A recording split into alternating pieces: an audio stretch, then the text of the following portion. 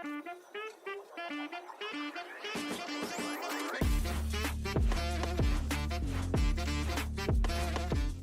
guys, we are back for another episode of the Libby Delusion podcast. Isn't that an original name, Angela? Like the Libby Delusion podcast. I have a great guest here today. Angela, why don't you go ahead and introduce yourself? Tell the listeners who you are and what you do. Yes. And it is a great name because you are a legend. And so I'm privileged and honored to be on the show with you. And I'm Angela Chanowsky. I got my name right.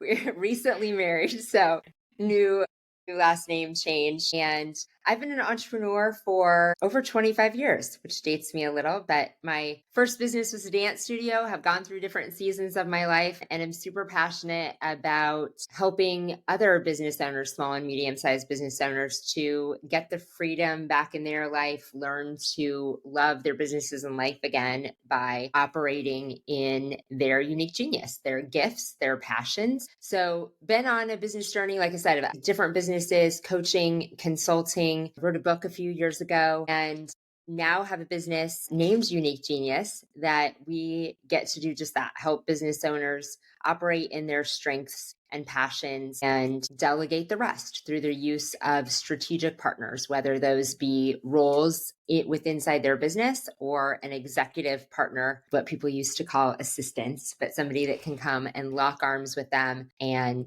help them, maximize their strengths in their life. And so that's my professional life. Personally, I have an incredible husband. I said, just got married to JC. We love doing business and life and lots of travel together, and together have 4 great kids spanning 13 to 25. And so just loving all the things in life. Yes, we were having a great conversation before this started. And in my podcast, there's no separation between business and life and kids, because in real life, there's no separation. Even if you're an employee, if you're having a bad day at home, you're going to have a bad day at work. Yeah. Me and Angela were talking about the version of our kids, the version of ourselves that our kids got. And I always say that my oldest got the worst version of me as a parent. And what I find is that we actually have a better relationship because I am like conscious that he got the worst version, and actually, I had a talk with him about it, and like that I wasn't the greatest parent, and I apologize for that. And now he calls me all the time now, like almost not too much, but all the time. As we were talking about parents, you said you did the consulting and you wrote the book, and, you just got married. I think, even one of the greatest things I learned was to coach other business owners. Taught me how to parent my children better, right? Instead of yelling at them and telling them what to do, it was like, let's coach them through this. Yeah, exactly. That is a great analogy. Similar experience. Tell my kids, now that they're adults, the oldest 2 are 23 and 25, the conversations of, I'm sorry, that is not a good version of myself, but now we have a great relationship as adults. And I was like, they call me a lot, not too much, but a great relationship. And coaching definitely, and part of it is because we had to become a better version of ourselves to be able to coach other people, right? That, first leading ourselves well. And as we continue to evolve leading ourselves, then we could help other people, help and coach them to, the level that we got to, that next level. And so it did start with that. And our coaching clients, we couldn't yell at. No, not at all. You have to get this done. So it definitely works better in parenting to all the things that you use in coaching and motivation of, the goal setting. Like, hey, this is the desired outcome that we both want to get to. And you have a choice. Do you want to come along to this or not? No, and I love that because I was the kind of parent that would like threaten all day long. Like, I'm going to take the Xbox and lock it in the trunk of the car with the router and your cell phone. And he didn't care. It's kind of like, but when you coach someone, you can't threaten, right? And I think one of the biggest changes for me in parenting was leading them through experience versus always trying to tell them what to do. Right. And so like experience share, hey, when I was a kid, in my experience, like this is what happened, kind of sucked. Yeah. I wouldn't do it again versus like, you can't do that. The experience share in stories along with like, hey, here's the desired outcome. Like, this isn't my opinion. These are just the facts. Like, this is where we need to go. Do you want this over here or not? If you don't want this, then go ahead and just act this way. Yeah. But this is the desired outcome most people want in life. Yes. And if you want this, we have proven experience from myself and other people that this is the way to get here. If you'd like to try your own way. Yeah. And it's funny because there was like this pivotal moment in my life. I remember I was in the car and my son called me for something. It was just this year. Or maybe it was last year. He called me for something. And I said, well, sweetie, I'm not trying to tell you what to do, but if I were in your shoes, this is what I always say that. Like EO taught me all of these, like you can't give advice or suggestions. You have to experience share, or the whole if I were in your shoes. And he goes, no, Mom, you've never been wrong. I want your advice. And I was like, oh my gosh, all the work and years, all the I'm like, wait a minute. What? Could you say that again? It's like, you've never been wrong. What? I was like, gosh darn it. Why isn't this recorded? Yes. Why isn't this recorded?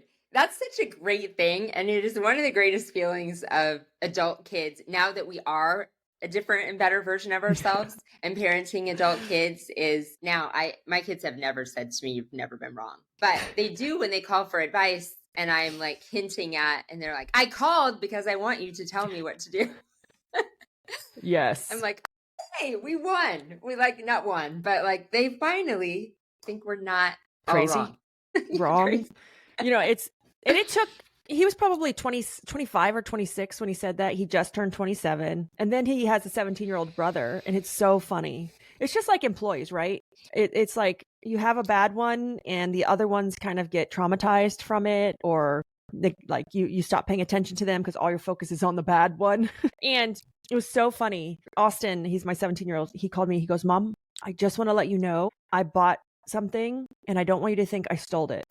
And I was like, Austin, why would you think that? We share an Amazon account so he can get Amazon Prime. And I was like, why would you think that I would assume that you stole it? And he goes, well, it's a big purchase. And he goes, and also what happened with my brother. So the fact was, his brother, when this was like back when his brother was in high school, did steal it. And I flipped out and I made him give it back. And it's like poor Austin at 17, he's got like PTSD from all of the craziness and like his mom packing up his brother's stuff and putting it on the curb because she was throwing it away because he wouldn't listen, to he's like, I just want to let you know. I was like, okay, thanks for letting me know. We have such similar stories. And I think when I'm just like, man, my first one tested me so much in doing all these things. And you look back and you're like, well, maybe that happened partly because the way I was parenting. Oh, yeah. Oh, no, 100%. It's like being a boss, right? It's like the whole thing that like, it's the fact that it's that statement where they say, well, no one wants to work. And I was like, no one wants to work for you. What kind of boss are you? Right? Yeah. Are you running them off? And that's 100% true with my oldest. He didn't want to be with me because I was running him off. I wasn't a great mom or boss at that time. It took a lot of learning. Exactly. And it is so parallel to business of, when I ran my first businesses and I get, the like shadow or not good versions of ourselves when we're tested, go back into that boss mode of being a boss. And that's definitely how I parented the first time, is like as a boss. And that's how I led my first businesses. Again, I think when I'm stressed and in panic mode, I go back into being a boss instead of being a leader. And I hate when people call me boss. Oh my gosh. I already warn everyone that works in the companies. Too. I'm like, please do not call me boss. Like, this is a partnership. I'm like, yes. Yeah. We are all in this together. Like, I am not your boss. Like, ah. But in the beginning, when you're running a company, I think you fall into that mode. And same with parent. Like, I'm in charge of you. And it's such a different mentality than, in parenting and leading a company. Like, we're locking arms and we're in this journey together. And if you think about it, at least for me, when I was a boss at the beginning, and when I was parenting for the first time, I was, as my 17-year-old son would say, I was a try-hard. I'm not sure if you know what that means. I was a try-hard. As in, I was trying too hard to be a boss, to be a parent, which you overcompensate and you over micromanage, like you overmanage, you over control. Yes. And that turns you into that stressful, like crazy, snippy person. Yeah. I was very much in your face. Yeah. And I think as you say it, like I didn't know what I was doing as a parent, and I didn't know what I was doing as a boss of the company either. And so like you overdo it, gripping for that control because you're trying to hang on to the control that some part of you thinks you don't deserve or you don't know how to do. So you have to control it to act like you do. Yeah. And you're also trying to not get that whole prove everybody, you're trying to prove everybody wrong. Like, I can do this. Mm-hmm. Oh, I can run a business. I can parent. I don't know about you, but I was a young mom when I first had with my first son. So I was like trying to overcompensate so that I didn't get the whole, oh, I knew she couldn't do it. Yes. Yeah. And there was I don't know, maybe there is still the stigma. I felt there was this stigma that you tried to be a perfect mom. Like there was this try to be some, I don't know even what it was now, but I was trying to be some version of something. Well, I think society tries to tell us that moms look like this and moms act like this. Like moms cut the crust off the sandwich. I'm like, no, I don't. If you don't want the crust, cut it off yourself. Yeah.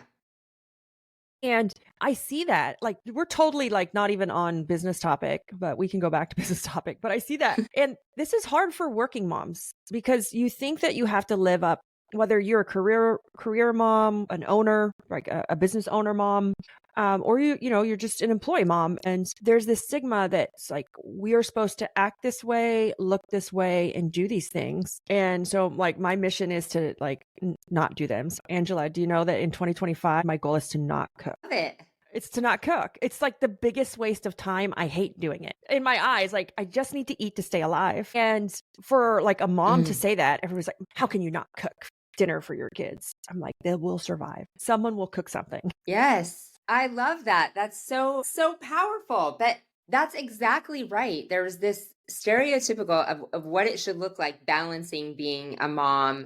And I don't think dads have that near as much. Again, whatever role you're in a career and being a mom, there's society's telling you need to do all these things as a mom. And so you feel like guilty. And that's not true. And that's the concept that we have in the company of unique genius. And it runs through everything. Your unique genius is yours. It's not everybody else's. There is not some blueprint you're supposed to follow being a mom or being a business owner. Like, do what you like to do. If you don't like to cook, I mean, mine's different. I hate laundry and cleaning up. I mean, I love to cook, but I don't want to clean up my mess. I want to hire anybody to do everything else. My house manager takes on more and more and more of what I don't want to do because I don't have to do it. Yeah. And so I love this topic because for all my mompreneurs, is, we were at the beach and I was watching like all of these moms so not enjoy the beach because they were trying to do the thing that they thought they were supposed to do. Like literally dragging all of this stuff and every kid had its own like water bottle and sippy cup. And like, they couldn't even enjoy the moment because they were too busy trying to be a mom. Yeah. And like, there's so much more to life than that. It's to me, it's like simplifying everything, simplifying like your home, your business, your life, your kids, like literally everything. And it was just really, I just watch and I'm like, it doesn't have to be that bad. And I see so many women, moms, just like burnt out, overwhelmed, consumed by the thing they think they need to do. I'm over here saying, I'm not cooking, I'm not cleaning, and I'm not driving. That's the other thing I said. I'm not driving. I'm not driving. Nope. That I got help with that early with my first two. I was like, they were in everything. And I'm like, this is consuming my life. I will sit in the back seat. And I hate driving. Computer. Yes. I do too. So I wanted to talk about something, and you just said it. It's what unique genius really helps you do. And there is a guy, Naval, I don't even know how you say his last name, but he talks about specialized knowledge. And I feel like that's what unique genius is. And that is where wealth is built, is with specialized knowledge. He just calls it something different. And with especially women business owners, like what can you give up so that you can do more and more of that specialized knowledge? Where can we get help? Like getting an assistant, right? Getting that partner, saying, I'm not going to cook. But what is specialized knowledge? He says that it's something that cannot be easily taught or replicated. It's gained through experience, curiosity, and passion, not formal schooling. Oh. Unique to you, often built at the intersection of your specific interests, skills, and personality. You're going to have to send me this. Who is this by? I don't know how to say his last name because it's a little like, It's Naval Ravikant. Love it because it's how wealth and money are built versus status, right? Wealth, money, status. And with wealth, it's really leaning into that specialized knowledge or unique genius and only doing that. I always say I don't want to learn how to do other things. I can have people to do that. Let me just keep doing like what I really am good at, or that thing that's no one can do it like me. Yes. And that, what you just said, I mean, that is like a beautiful, that's what I'm like, send that to me. You're like, send it to me. What, send it to me. I have to have that for the company, because that is when it said like at the intersection of like all those things, curiosity, and it is and unique to you. That's what we believe unique genius is. That, I mean, I call it 3 different pillars, that it is your natural strengths and what lights you up, and then, you know, what aligns with your goals. But I think that's a even more beautiful description, because it's stuff that is you. It's not somebody else's blueprint. I think we got so off track in just what we were talking about, in being parents and being business owners, that often we get like a coach as a business owner. We look at somebody else that has the company that we want to have, that's at the $1 million mark, $5 million, $10 million mark. And we just want their blueprint of what am I supposed to do as a business owner, because what did you do?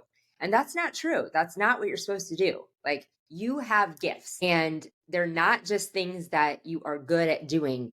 They light you up. You love doing them. And people forget that they have the ability to design your life. Like, you have the ability to do stuff that lights you up every day. And like you said, that is how you create wealth, fulfillment, and freedom. Yes. Is when you just do those things. Yeah. And you know, you got to put the work in, obviously, when you're growing, but it's great because it teaches you those lessons. But where I see people get in trouble is that they sit in those seats for too long, right? And they get burnout and apathy for their own business because they didn't really have a plan saying, I'll cover sales for 3 months and grow the company, and then I'm handing it off. Like, I'm only giving like 3 months of my life to the sales team or whatever team. And they just sit there, you know. And I think though too, it's hard. For me, it was hard. Like, do you remember when X is easier than 2X? No, live your future self now. That was the one. You're kind of like, what am I good at? What I don't know. And I think it's hard for especially women, because I think in general, men inherently have more confidence than women. It's hard for a woman to say, I'm a genius at this. I'm amazing at this. And I also think that if you're a woman and you have children, you feel selfish for doing it.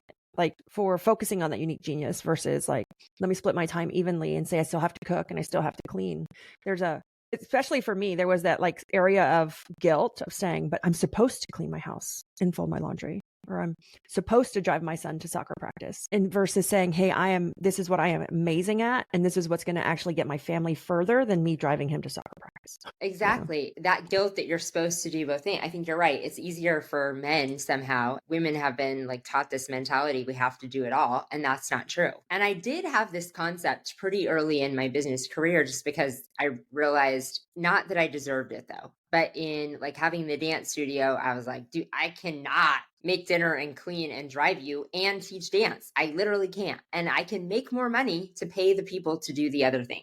And then you can be there for the important things. Like, then you're present for the important things. And that's what people need to say. There's no badge of honor in busyness. And it does not make you a good mom because you folded the laundry. It does not make you a good business owner because you stayed up until 3 a.m. and handled all the projects. So letting go of that like badge of honor that you were like cool because you did it all, it's actually the opposite of that. I love this topic because, one, there are people who hate the hustle or talk bad about the hustle, right? But it's a different hustle, right? As you grow, you're handing off things and you're like, it's a new hustle. You're hustling towards a new level. So I get that. But then I love the people that are like, well, I just want a 4-hour work week. I'm like, well, so there's like different variations, but you know, it's one of those things where none of them and all of them can exist. Yes. It's really up to how you want to do it. And what your goals are, how fast you want to go, how much money you want to make. Yeah. So going back to that, there isn't a blueprint. I think of that's where it starts, that there's not a blueprint. You get to design it, you get to figure it out, but knowing that all things come from it. Like you said, wealth, impact, freedom, fulfillment, when you focus on working in your strengths and passions. Like all the rest of the things will come if you can be brave enough to let go of not doing the rest of the things. And so I get this a lot from people. They're like, Libby, do you ever take a day off? Do you ever stop working? When are you not doing something? I'm like, actually, I don't feel overworked at all. And I do take breaks. And we went on a 26-day vacation to Mexico. That looks fabulous. It was until we got sick. It was fabulous until we got sick. But that when you see people like always like just excited for life, looks like they're working, they're hustling, it's because you're in that zone, right? You don't get tired when it's time to work. You get excited when it's time to work.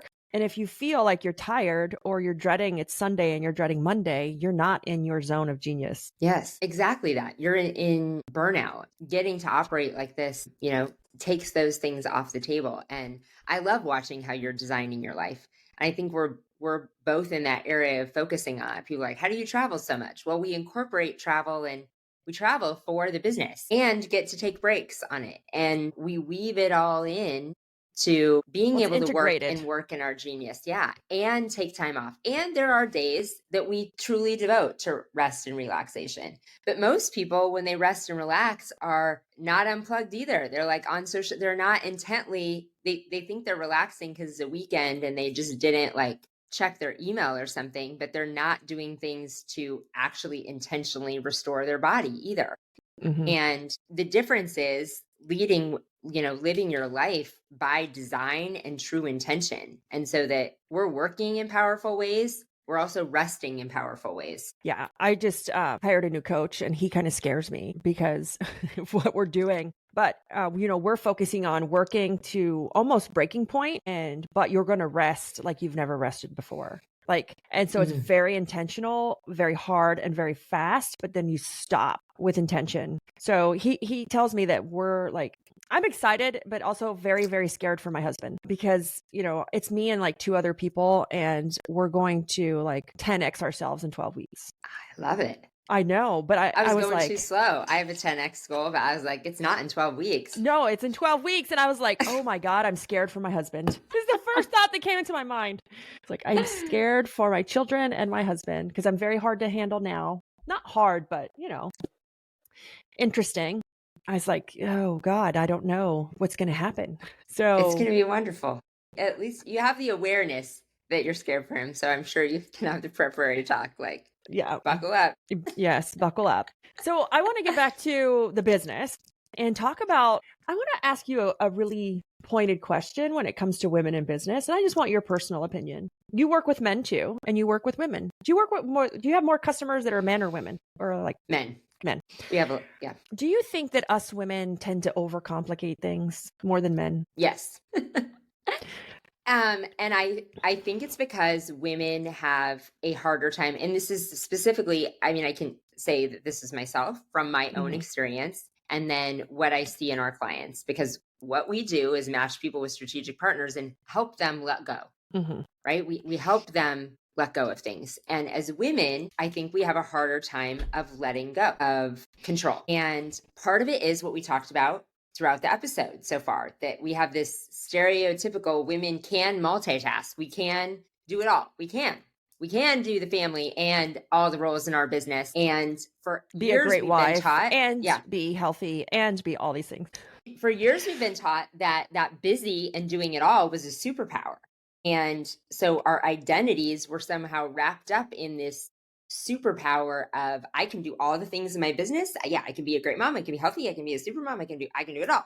Bake the cupcakes. Like there's some version of a woman like that doing 500 things, right? Holding a briefcase and a baby and all the things. And men didn't have that stereotypical thing. Like they have an easier time, I think, and from my experience in working with them, letting go. Like letting people handle it, letting other people in their business handle it and knowing like I'm leaving for work and my wife has the family. And so as women, I think we overcomplicate things because we have a hard time letting go, letting somebody do all the stuff for the family and in our businesses, passing things off and stepping out of the seats. We hang on to the seats for way too long and then we get help. We get help and an executive assistant or something, and then we're still micromanaging them. Or you just dump it all on them and leave. and it fails. I've seen that happen before. Like they're so burnt out, they just dump it out. Like, here's everything, I'm going. And then the poor assistant or, The reason I ask that is because I have the same feeling. I think we have a hard time. We're more nurturing by nature, right? And we feel like we have to nurture everything and we have to take care of everything. We have to do everything, and I struggled with the same thing when I first started in business, especially with young kids. And so my question to you, Angela, is like, what's the one thing like you really remember? I mean, I remember mine. I'll share my story, or I can share mine first and then you can share yours. But yeah, what's that like one thing that you really remember, like overcomplicating and you were not willing to like let go or give it up, and it's what the business needed, but you didn't want to do it. I'll share mine. Yours? Yeah, okay. I'll share mine. So I remember mine was we couldn't hit $1 million in the cleaning company. This was a few years back. We just couldn't do it. We kept trying and we just kept kind of hitting roadblocks in the office, and it had nothing to do with the cleaners, but it was everything to do with the office. And I remember like the day having a conversation with one of my friends was like, man, we can't get here. I don't know what we're doing wrong. And it was like, maybe I should buy something else. Maybe I need another software. Like maybe I need more stuff. And it was, he's the one who told me, he's like, Libby, he asked me a few questions. And then it's like, Libby, to go over 1 million, right? And then to grow fast from there, you have to simplify. And I was kind of like, but no, I need more. Like for some reason in my mind, I thought it's like, I need more. And then when I looked back, I looked at how complicated I had made just my simple office, like logging into our CRM or answering the phones. We had a software for like a chatbot and the phone and a CRM and this and that. And like, I had just created so much complexity and I wasn't even using everything to its fullest. I had bought in like 100 different things and only using like one thing of its capacity, but I made so much complexity, so many layers, and that like for my office staff, they had to like, so I always say, measure how many clicks. It's like the lollipop commercial. Remember how many licks to the middle of a lollipop? Yes. I was like, how many clicks does my office have to do to get to the solution? I want to reinvent the lollipop commercial. Like 1, 2, 3, like how many clicks instead of in the lollipops, how many licks to get to the center of a lollipop. Yes. And I remember that like day vividly. And I said, okay, like I have to start cutting back. Like, I don't care that my CRM doesn't do this well. It does it. We're going to use it whether we want to or not. It's what the business needs. It needs to be lighter and faster versus so much complexity. Or a great question is like, how many tabs does your office have to have open to do their job at the top of the browser? And like, that was my moment. I remember I was trying to control things through software, like through micromanaging them through software, that it was just like, I was creating this, like the stagnation in our own company. Yeah. Cause you always thought you had the solution. Oh yeah. And needed to add a new one. Mine's kind of similar, and I'll do one of my more recent ones. And there's been a lot along the way. And most of them have had to do with me letting go of control, of me being this solution. We're not control freaks. And one of the most recent is in Unique Genius. To scale, it is true, to really scale a business, not to grow, but to scale to 10x, not just 2x. You have to rapidly remove yourself from as much of it as you can and empower other people. And I was growing leaders, right? I was putting people in the org chart and growing and empowering leaders, but I was still trying to create the processes or hang on to the processes that I had created. Just like, you had created all these things that worked to this level or thought worked, put them in solutions. So I had created processes that got us here and was expecting the leaders to follow the processes I created. Instead of, those processes aren't going to get you to 10x that got you here. I needed to completely let go and let the new leaders I entrusted make new processes to get to the next level. It didn't have to be them executing my process. You've got to let go and let other people, like, it's not just like, oh, put a process in place and entrust the leaders to execute it. You've got to get to a place where you're not the one creating the processes, that you're, that's the next level of leading, is you truly are the visionary. Like, this is where we want to go. I need each of you to create processes in your own department that'll get us here. Yes. It's funny because the first thing anyone would say to me when you say that is, but what happens if they don't do their job. Like what happened? Like by trusting and letting them go and saying, hey, I need you to make your, and my response is always, you're going to see that really fast. You're going to see it. Yeah. Really fast. I think the fact that we keep covering and doing part of their job or helping or is that we're almost disguising the fact that they can't do their job. You are disguising the fact that they can't do their job. That's exactly. People don't see like, no, if you trust that, it's going to become aware really fast, and it's aware to them and it's aware to the whole leadership team. If you're doing it the other way and you're just having them execute, then it's like you're disciplining. You're in that boss mode again, right? Like, did you follow the process? No, you didn't follow the process. And then we're just like bringing up shortcomings. And then if they're having to lead and you entrust them, it's obvious to the whole darn team that like there's something broken. Yeah. And most of the time they end up leaving because they know, then they realize they can't do it. And there is no like firing or having to like do all these things. It's like they fail and they know they did. Yeah. And there's no like discipline. I mean, everyone on the team naturally sees they couldn't rise to the occasion. So, and then they're just not the right person in the right seat, right? Then they weren't the right leader. They're an executor and not an integrator. That's somebody that can make the things, and they maybe need the conversation that they need to go into an execute position instead. So what did you do to help you to coach yourself through letting go? What are some tips you can, like, for me, I always looked towards friends or mentors for insight. Like, hey, I'm struggling with this. Like, hey, what are some things you did to like help if I'm struggling letting go and I know I need to, but how do you coach yourself through it? One, I did a lot of personal work.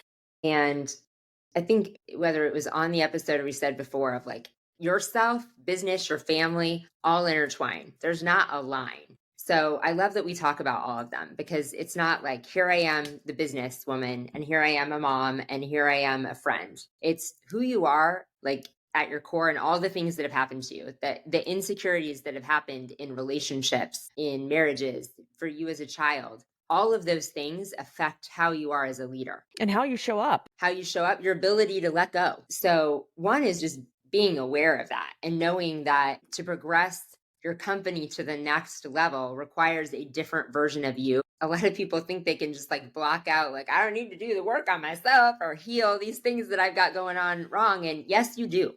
Mm-hmm. The biggest thing that will help you with that. And so putting myself in those situations, like going to things that made me super uncomfortable, coaches, big experiences where I had to let go of control and trust. And that made a just big difference in who I was. And so that would be my biggest thing, is that like, you've got to not be afraid to do some work on you. Absolutely.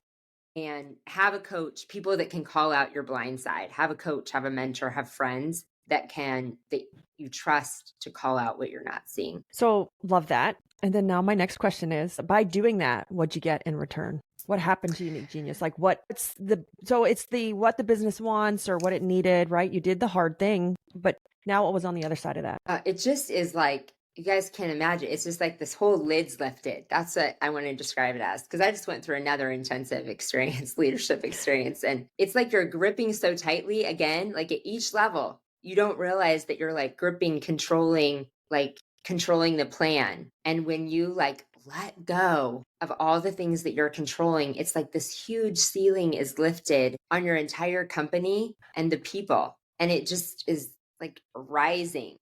And you see your people rise. They rise. Like I've seen things in our people that I'm just like, oh my God, like I'm blown away. And just think how much I was suppressing them before. Yes. And that book 10X, I mean, I've listened to it again like 3 times recently. 10X is easier than 2X, because 2X, you know the plan and you are the one doubling your company. When you let go of that control and it's a completely different mindset, you can X, because it's not about you. So in that book, the statement that hit me the hardest was, you have to literally commit suicide with the current version of yourself. Yeah. And so you're like, oh my gosh. So for me, what I've been working on with a couple new coaches is the persona, like writing it on a piece of paper is this is the 10X version of Libby. Because sometimes we have it in our mind, but when we create that persona and what does she do and how does she talk and what does she represent and who does she stand for and who does she stand against, it then becomes real of like, this is, because you have to start living it. But sometimes it's hard because it's in your mind. And when you create that persona, right? And you start looking at it. And I shared it with the team, and they were on fire. They were super excited, like, oh my God, this is amazing. The more and more you start living it, the more and more you see things come to light. And also you find yourself in that persona kind of like automatically or easier. You're not trying so hard. It comes naturally, because it's like Michael Jordan. Michael Jordan wasn't always Michael Jordan. He trained to be Michael Jordan. Yeah. Right. And then when he stepped on that court, that was his trigger. So it's like, what are your triggers? What are you doing? It's been such an interesting journey, because we were like, what is the 10X version? And again, it goes back to me sometimes saying, oh my gosh, like, I don't want to write that down. It's not embarrassing, but you're like, can you achieve it? And there's no money in the persona. It's everything about how you're represented, how you walk in a room, to what does the 10X version of me wear, so that you have a clear path of what that 10X version of you even looks like. I love that. That's powerful. It's fun. It's very fun working with some very interesting and different coaches to help create that persona. I hired a drag queen, and it was the funnest session I probably have ever had. Why did I do that? Because they're like the masters of creating a persona, like a character. Yeah. Bigger than you, like bigger than them. And what is the journey they go through when they're creating that character? So it was super fun. So Angela, before we wrap up, any big things coming up, anything you want to share with our audience? We've had you almost on now for 45 minutes. I want to respect your time. Yeah. I'm in a version. You've just inspired me. Like, you are 10Xing yourself in 12 weeks. And I am on a mission of 10X. Like, that book just spoke to my heart again. Like I said, I've just been diving in and working with my coaches on that, and the major shifts that it takes. And it really is in yourself. So that's the biggest thing. I mean, we've got lots of exciting things coming, and we've made major shifts in the company to take to the next level, and AI and all those things. But it really all starts from me and those changes, and then how I can inspire those in our leaders to think that way as well. But that's the greatest thing, is that it all starts with you, with me. Yeah. And then that means we have total control over our results, over the outcome. Awesome. It was great to talk to you again. We have so much in common. I always think, we should do more together, because we have so much in common between our businesses, our past lives and marriages and children, and like, yes. We do. So we're going to have to connect on so many other levels, Libby. Yes, thank you for having me. Thank you for being here.